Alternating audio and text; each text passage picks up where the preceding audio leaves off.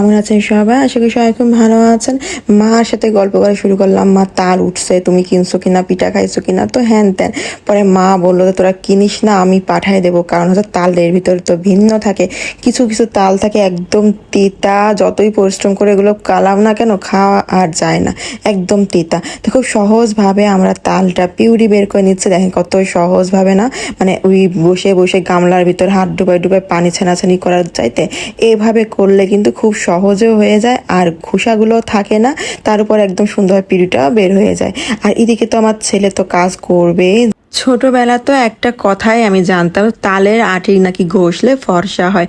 কত যে তালের আঁটি মেখেছি আমি, মানে কি বলবো। মানে একটা গ্রুপ থাকে না, পোলাপানের একটা গ্রুপ থাকে না, বাড়ি পরে সবার বাচ্চা কাচ্চা ছোট থাকে, তো আমরা তো একটা ছোট একটা গ্রুপ ছিলাম।